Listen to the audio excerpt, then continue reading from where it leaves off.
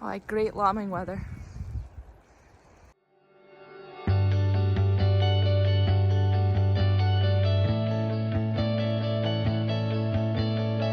Still haven't got my last twins in.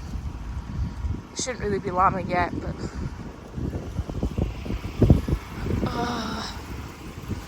gonna have to go round and see who didn't make it through the night.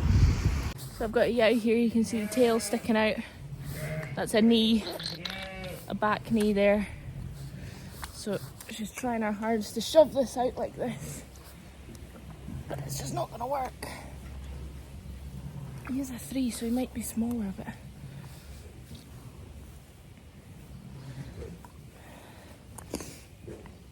he's kind of coming upside down as well, which isn't really helping. Oh, lass, wait a minute. Wait a minute. Oh, push him back in.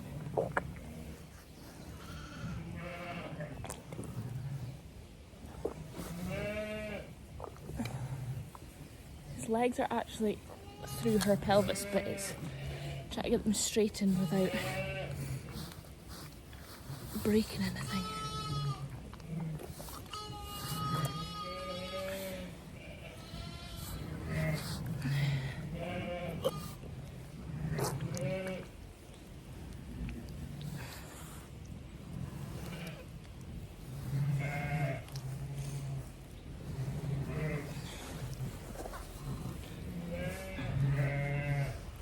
There we go.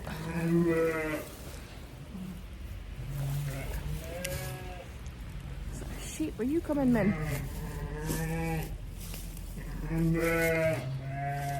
So I wasn't even able to push his legs back to try and sort that.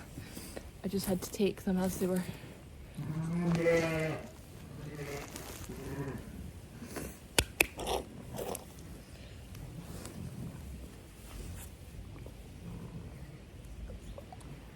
Another yow started lambing just over there.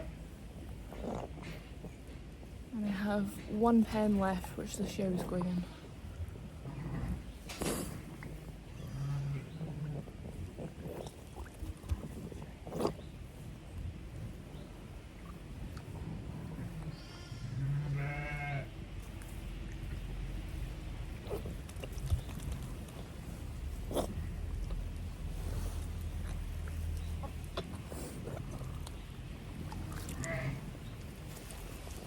Big set of 3.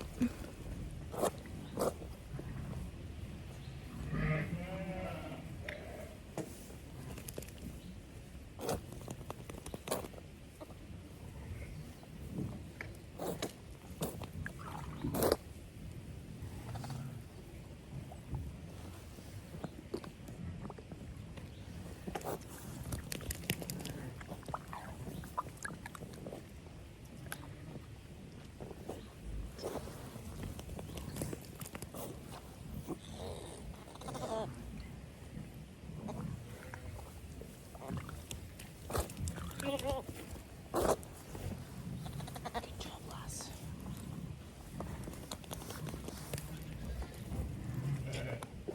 Checking the milk for udder. That's how tired I am. Just checking the udder for milk. So here we go. Big set of 3. This is the guy that came out with his back legs folded up like that. But after they were straight, he just flew out. But yeah, good big strong set of 3. And a yow with plenty of milk. Born on a cold, wintry day. So I know some of you have asked if I could do like a sort of talk through of lambing a yow. This is just what I do. This is by no means what everyone should do. Everyone has their own ways and techniques, but I'm just sharing what I do. It seems to work quite well for me. I pull out the 2 front legs and I try and put the lamb's head between the 2 front legs. That sort of opens her up a wee bit wider and gives you a bit more room. It also takes the pressure off slightly off of the lamb, so you're not gripping it. If she's open enough, gently put my hand behind the head of the lamb and pull it out. Sometimes also putting 2 fingers in her bum can help just to pop that head out, and then pull the front legs and gently cradle the head behind the ears, just sort of letting her try and push it out as much as she can, but also not leaving the lamb too long and getting squeezed in her pelvis. So you can see here for the second one again, coming the right way. So again, try and put the head between the legs, head gets popped out. Obviously the second lamb is generally easier because the hole's been made. So again, pull the front legs and then just cradle the head out slightly. Check her for any more. This one was scanned for 2, but I always like to just check. Just mixing up a wee colostrum here for a set of triplets that the Yow has lambed early, so she's just lacking a wee bit of juice. So I'm just wanting to make sure that they all get a good feed of colostrum to start with. And I'm going to have to go get more colostrum because I've just finished this tub. So I better remember that. We haven't got anything outside today because it is miserable. It's horrible. It's absolutely peeing it down again. So I've been batching up stuff. Got Yows with lambs in 2 of these pens now. And then the lambers are in these pens. I would have enough space to take the last 100 Yows inside, but I've decided to keep Yows and lambs inside at the moment. But I'll see how the week goes, see what the weather does. We do have a couple other sheds. I've got Yows and lambs in one other shed, and then I've got one other shed free still, so there might be a bit of mixing about again. But yeah, the weather has just been horrendous, and it just doesn't look like it's improving anytime soon. So it's one of those days, well, one of those afternoons I should say, where one has lambed 2, the other one's in there somewhere, somebody else is starting.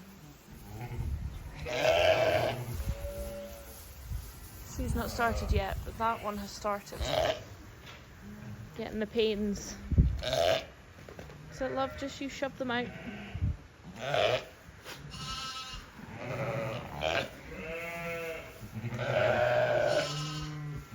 So I'm just going to go pop her in a pen with her 2 lambs to give her some peace. And then the other Yows that are lambing in here can get on with their own job, as opposed to trying to look after somebody else's lambs. Another absolute piss wet of a day. And I am glad that we're in here. I've got one of my jackets off. I'm relatively dry. I'm not plunging about in the dubs outside. Lambs are not coming out into the dubs, because we all know that Yows love to lamb when it's raining and normally pick the muddiest spot possible. Thankfully, in here, they only have clean, dry spaces to pick. Getting really nice, big, strong lambs now, and Yows that have got plenty of milk. So, all that's left for now is the weather to improve. So if you followed me for a while, or you watch my Instagram, you'll know that I am a stickler for neat numbers. Always have been. And it's gotten to the point actually where the rest of my family won't mark Yows because they know that they'll probably do it wrong. Because nobody else just takes the time to do those neat numbers. And I appreciate a neat number. Got to have eyes at the back of your head.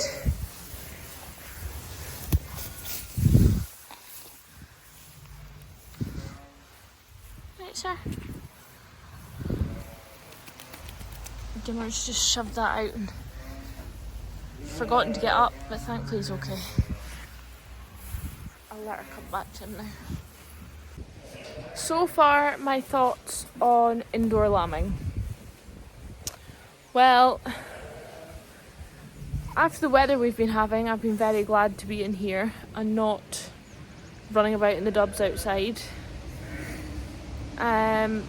it's made it easier obviously for catching yows that are lambing, maybe have a problem, for catching lambs that are in the skin or coming tail first. You can act a lot quicker. You get to check the yow's udders when they lamb to make sure there's no half udders, there's no mastitis. That's Davy back with my colostrum, so I better pop the kettle on because I've got a few to feed. Got these two little buddies. I'm hoping we'll have singles lamb that I can put them onto. I did have 2 singles lamb there at lunchtime, but I also had 2 triplets, so I used my fresh triplets first. These two, their mother had lambing sickness and has not got much milk, so I've popped them in the heat box here just to dry them off a wee bit. But this lamb would be a couple days old maybe, and I have no idea what's happened to him. He was up, roaded, good to go almost, and now he's not.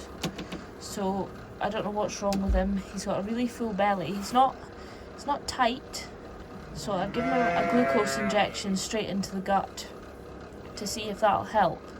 Because obviously I don't want to feed him too much because he is, his belly is very full.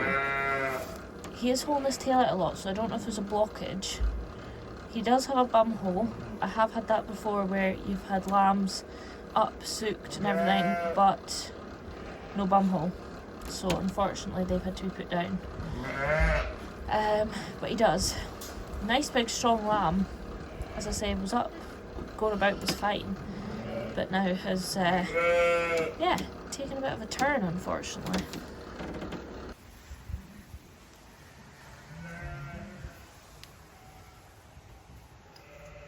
Davy's managed to get the 2 on at once. She's an old yow and she's got big droopy teats. She knows the drill.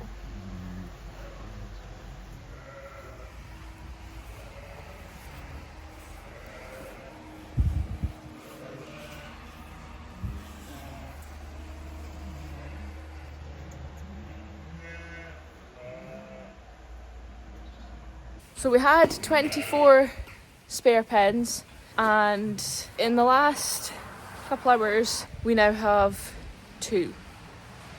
So we're just anything that was born this morning or overnight that's sort of up, soaked, dry is going to a different shed to free up pens for the 2 that are lambing, and then also whatever happens from now until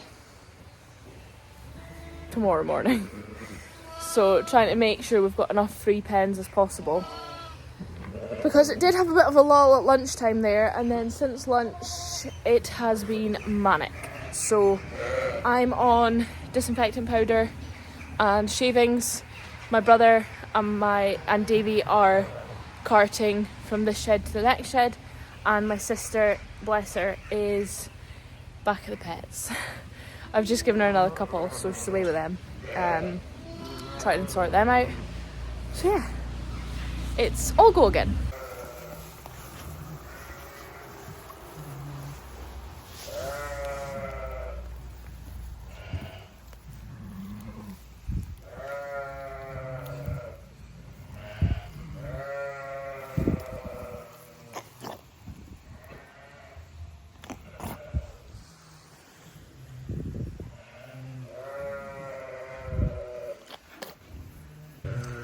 Well, she was scanned for 4 and she's had 4 monsters.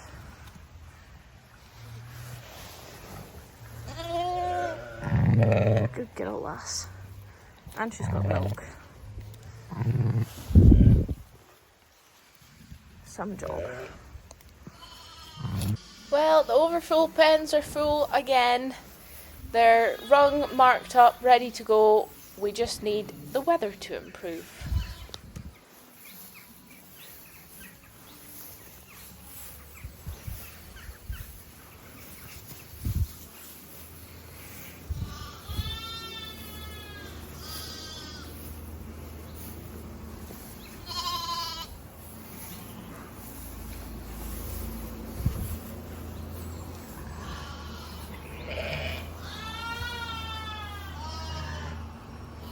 my babies. This is the woman that's got the patience of an absolute saint. Sarah has been doing all of these pet lambs and she has got them looking incredible.